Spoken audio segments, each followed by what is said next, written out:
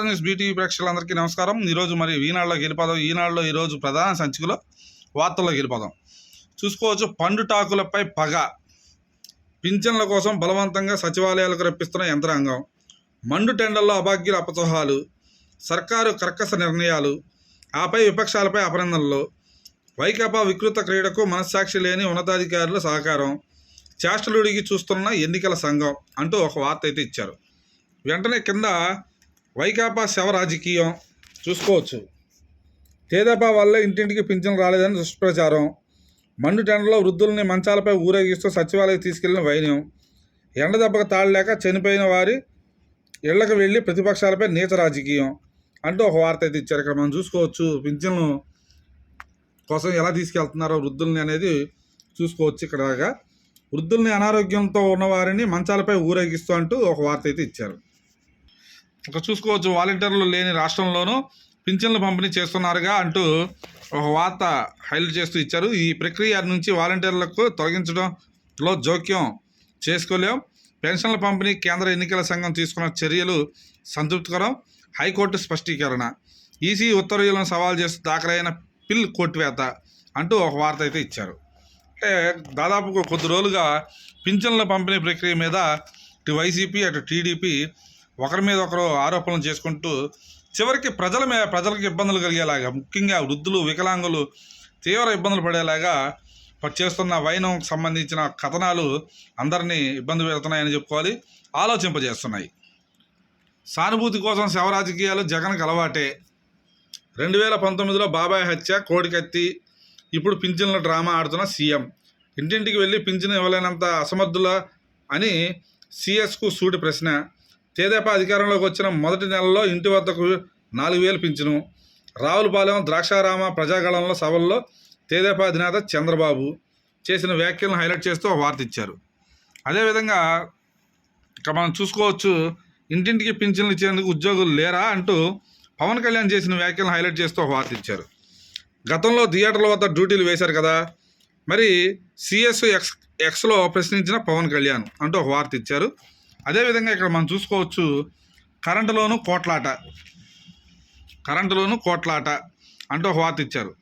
7,530 కోట్లు దోచిపెట్టేలాగా జగన్ నాటకం, యాక్సిస్ ఎనర్జీతో మరి పీపీఏకు అనుమతించిన ఫలితం, ఏపీఈఆర్సీ ఆమోదం కోసం 21 పీపీఏలు, గతంలో కంటే అధిక ధర చెల్లించేలాగా ప్రతిపాదన, మార్కెట్తో పోలిస్తే యూనిట్కి 73 పైసలు అదనం, బిడ్డింగ్ లేకుండా మరి పవన విద్యుత్తు తీసుకునేలాగా నిర్ణయం అంటూ ఒక వార్త అయితే ఇచ్చారు. తైవాన్ను కుదిపేసిన భూకంపం, 9 మంది మృత్యువాత, 1,011 మంది గాయాలు, పలు చోట్ల కుప్పకూలిన భవనాలు అంటూ ఒక వార్త ఇచ్చారు. అదేవిధంగా ఇక్కడ మనం చూసుకోవచ్చు, జగన్ చేసిన వంచనకు ఏం పేరు పెట్టాలి, శ్రీకాకుళం జిల్లా పార్టీ అధ్యక్ష పదవి ఎందుకు తీసేశారో తెలియదు, విలపించిన కేంద్ర మాజీ మంత్రి కిల్లి కృపారాణి, మరి అనుమాన భారంతో వైకాపాకు రాజీనామా చేస్తున్నట్టు వెల్లడి, మూడు రాజధానుల శిబిరం ఎత్తేసి తేదేపాలో చేరిక, వైకాపా మోసం చేసిందని గుర్తించామన్న బహుజన పరిరక్షణ సమితి నేతలు, సమితిని తేదేపాలో విలీనం చేసినట్టు ప్రకటించిన రాష్ట్ర అధ్యక్షుడు గురునాథం. అదేవిధంగా సాక్షాత్తు సీఎం దుష్ప్రచారం అంటూ ఒక వార్త ఇచ్చారు. ఈసీపై విపక్షాలు ఒత్తిడి తెచ్చిన వాలంటీరు వ్యవస్థ దూరం చేశామని ఆరోపణ, చిత్తూరు జిల్లాలో సీఎం జగన్ ప్రసంగంలో కట్టుకథలు అంటూ ఒక వార్త ఇచ్చారు. ఇక్కడ చూసుకోవచ్చు, జగనన్న పాపాలని ఒక ప్రత్యేకమైన వార్తలు అయితే ఇస్తున్నారు. అసుర భూ బకాసుర అంటూ ఒక వార్త అయితే ఇచ్చి దానికి సంబంధించిన వార్తని 3వ పేజీలో మొత్తంగా ఇచ్చినట్టుగా ఒక వార్త అయితే ఇచ్చారు. ఆ 3వ పేజీకి సంబంధించి చూడొచ్చు, ఇక్కడ మరి నక్కలన్నీ కూర్చొని భూమిని తింటున్నట్టుగా ఒక కార్టూన్ అయితే వేసి మరీ వార్త ఇచ్చారు.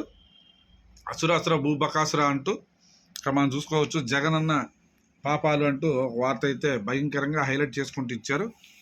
చూసుకోవచ్చు, మరి ఈనాడు అమరావతి ఎన్టీఆర్ జిల్లాకు సంబంధించిన వార్తలు చూసుకోవచ్చు. ఊరూరా నయవంచన, పింఛన్దారులకు కావాలని చుక్కలు చూపించారు, కాసిన నీళ్లు లేవు, టెంట్లు వేసింది అక్కడక్కడే, సచివాలయ సిబ్బంది నిర్లక్ష్యంతో పడిగాపులు అంటూ ఒక వార్త అయితే హైలైట్ చేసుకుంటూ వచ్చారు.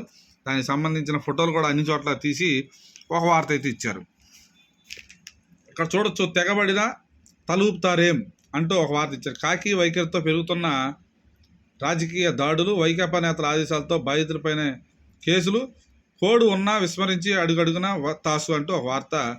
మరి ఇక్కడ మనం చూసుకోవచ్చు, పోలీస్ కమిషనర్కి సంబంధించిన కాంతిరాణ టాటా సంబంధించి ఇక్కడ ఫోటో ఒకటి పెట్టారు. సిపి గారు ఎవరి కాళ్ళకి గంతలు కట్టాలని అంటూ ఒక వార్త అయితే ఇచ్చారు. అదేవిధంగా అధికారం పట్టాలనే కుట్ర అని ఒక వార్త ఇచ్చారు. మరి ఓటర్లు నకిలీ పట్టాల ఎర అంటూ ఒక వార్త ఇచ్చారు. వందల్లో 16,000 వరకు సృష్టి, అంటే పట్టాలు ఇచ్చి అధికారం చేపట్టాలని చూస్తున్నట్టుగా ఒక వార్త అయితే హైలైట్ చేసుకుంటూ ఇచ్చారు. మెయిన్ ఎడిషన్లోకి వెళ్ళిపోతాం. ఇక్కడ ప్రధాన సంచికలో ప్రధాన వార్తలు చూసుకోవచ్చు. వైసీపీ ఐపీఎస్లు 22 మందిని పక్కకు తప్పించండి, ఆ అధికారులతో ఓటుకు చేటు, ఈసీకి బీజేపీ చీఫ్ పురంధేశ్వరి ఫిర్యాదు, నిర్దిష్టంగా పేర్లు ఆరోపణలతో లేక డీజీపీ సీక్రెట్ ఫండ్స్ మింగేశారు, ఎన్నికల మేనేజ్మెంట్ కోసం ఇంటెలిజెన్స్ చీఫ్కు కోట్లు, ప్రశాంత్ రెడ్డి ద్వారా ఫోన్ ట్యాపింగ్, విపక్ష అభ్యర్థులు నేతలను అడ్డుకోవాలనే లక్ష్యం, వైసీపీ జోబులో మనుషులుగా మారారు. మరి నిష్పాక్షిక ఎన్నికలు జరగాలంటే ఈ ఐపీఎస్లను పక్కకు తప్పించండి, వినతి పత్రంలో పురంధేశ్వరి స్పష్టీకరణ అంటూ ఒక వార్త అయితే ఇచ్చారు. ఐపీఎస్ల మీద ఫిర్యాదు చేస్తున్న ఒక వార్త అయితే ఇచ్చారు ఈసీకి. అదేవిధంగా ఇక్కడ మనం చూసుకోవచ్చు, ఇంటికే తెచ్చి ఇచ్చిన ఆనందం అంటూ ఒక వార్త అయితే హైలైట్ చేసుకుంటూ ఇచ్చారు. దానికి సంబంధించి వృద్ధులను రోడ్లకి పైశాచికం అంటూ ఒక వార్త ఇచ్చారు. చూసుకోవచ్చు, నీచం జగన్ అవ్వాతాతలతో క్రూర పరిహాసం అంటూ ఒక హైలైట్ చేసుకుంటూ ఒక వార్త ఇచ్చారు. అస్మదీయ కాంట్రాక్టర్లకు 1,000 కోట్లు, వృద్ధాప్య పింఛన్కి మాత్రం కోతలు, నిధులు విడుదల చేయకుండా కుట్రలు, బ్యాంకులకు జమ కాని పింఛన్ నిధులు, ఏ జిల్లాలోనూ పూర్తిగా అందని సొమ్ము, సచివాలయాలకు వృద్ధులు బారులు, డబ్బులు లేవని చేతులెత్తేసిన సిబ్బంది, ఎండవేడిమికి వృద్ధులు విలవిల. నిజంగా ఈ వార్తలు చూస్తుంటే నాకు కొద్దిగా బాధాకరం అనిపిస్తుంది. అంటే ఇక్కడ ఆంధ్రజ్యోతి, ఈనాడ, సాక్ష్యాన్ని కాకుండా అక్కడ వృద్ధుల పరిస్థితి చూస్తుంటే చాలా బాధ వేస్తుంది. అదేవిధంగా సినిమా టికెట్లు అమ్మించారుగా, పింఛన్లు ఇవ్వడానికి ఉద్యోగులు లేరా, ఎక్స్లో సిఎస్ను ప్రశ్నించిన జనసేన అని అంటూ ఒక వార్త ఇచ్చారు. వాలంటీర్లు లేని రాష్ట్రాల్లోనూ పెన్షన్లు ఇస్తున్నారు కదా అంటూ హైకోర్టు చేసిన వ్యాఖ్యలను హైలైట్ చేస్తూ ఒక వార్త ఇచ్చారు. ఓట్లే కావాలనుకుంటే శవాన్ని తీసుకెళ్ళు అంటూ మనిషి పోయిన బాధలో మేముంటే మీ రాజకీయాలేంటి, వైసీపీ శవ రాజకీయంపై వృద్ధురాలి బంధువుల ఆగ్రహం, మంత్రి జోగి రమేష్ గట్టిగా బుద్ధి చెప్పిన వైనం, పెరంబలూరులో వడదెబ్బతో వృద్ధురాలి మృతి, అంతకుముందు పింఛను కోసం 2 సార్లు సచివాలయానికి, సర్కారు నుంచి డబ్బులు రాక సిబ్బంది నిస్సహాయత, మృతదేహంతో బాబు ఇంటి వద్ద నిరసనకు జోగి పిలుపు, ఓట్ల కోసం శవ రాజకీయాలు చేయవద్దన్న బంధువులు, మలివేటు ఎవరిపై, సీఎంలో ఓ డీఐజీ కోస్తా ఐజీ బదిలీ ఖాయం, అదనపు డీజీ ర్యాంకు అధికారిపైన కన్ను, అదే దారిలో మరో 3 ఎస్పీలు కూడా, నేడు రేపు ఎన్నికల కమిషన్ నిర్ణయం, వేటు పడిన ఐజీ ఎస్పీల స్థానంలో ఎవరు, ఐపీఎస్ వర్గాల్లో జోరుగా చర్చ అంటూ ఒక వార్త ఇచ్చారు. ఇంకా అదే చూసుకోవచ్చు, ఇక్కడ అప్పుడు బాబాయిని ఇప్పుడు వృద్ధుల్ని అంటూ ఒక వార్త హైలైట్ చేసుకుంటూ ఇచ్చారు. అది చంద్రబాబు నాయుడు చేసిన వ్యాఖ్యల్ని హైలైట్ చేశారు. చంపేసి డ్రామాలు అనుకుంటున్నారు, పింఛన్ల పంపిణీపై శవ రాజకీయం, జగన్పై చంద్రబాబు ఫైర్, సిఎస్కు యంత్రాంగానికి బాధ్యత లేదా, నాటకాలు ఆడే వారికి సహకరిస్తున్నారా, అదేవిధంగా ఇంతమంది అధికారులు ఉన్నారు, 1 నెల పింఛను ఇంటింటికి తిరిగి ఇవ్వలేరా, వాలంటీర్ల వ్యవస్థ వ్యతిరేకని కాదు, వారి రాజకీయాన్నే వ్యతిరేకిస్తున్నా, తటస్థంగా ఉంటే మేమొచ్చి మేలు చేస్తాం, నెలకు 50,000 వచ్చేలా చేస్తాం, బాబు చేసిన వ్యాఖ్యలు హైలైట్ చేశారు.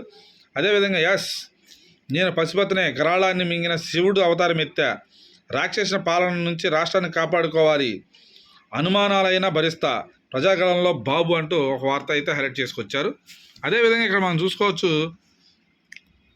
తంటాలు పడి తరలించిన టాటా అంటూ ఒక వార్త ఇచ్చారు. మరి జగన్ రాకముందే కొందరు, వచ్చాక ఇంకొందరు మాట్లాడుతుండగా పూర్తిగా వెళ్ళిపోయిన ప్రజలు, పూతలపట్టు సభ వద్ద 1,500 బస్సులు,